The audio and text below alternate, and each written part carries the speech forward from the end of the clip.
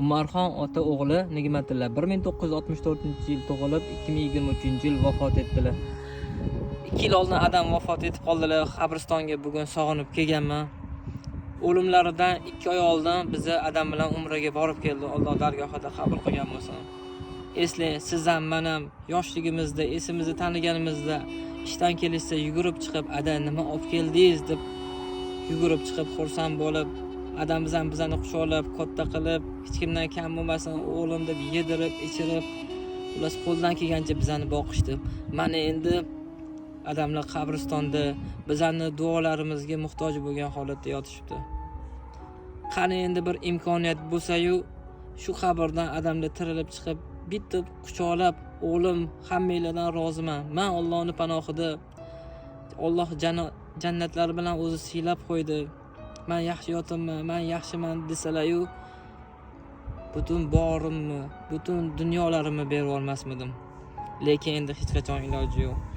Men keyinchalik bildim onamdan, men yoshligimda kasal bo'lganimda kechasi 2 mi 3 mi adamlar turib tahorat qilib namoz o'qib yig'lar ekanlar, Allohdan shifo so'rab, farzandlarimga shifo bergin deb yig'lar ekanlar. Buni kech bildik. Ota qadrini ota bo'lganda, ota qadrini ota o'tgandan keyin biladi deydi-ku. Agar sizni ham imkoningiz bo'lsa, adam haqqilariga duo qilib qo'ysangiz xursand bo'lardim. Ota-onasi tiriklarni Alloh umrligini uzoq qilsin, o'tganlarimizni Alloh o'zi rahmatiga olgan bo'lsin. Lekin hayot davom etyapti.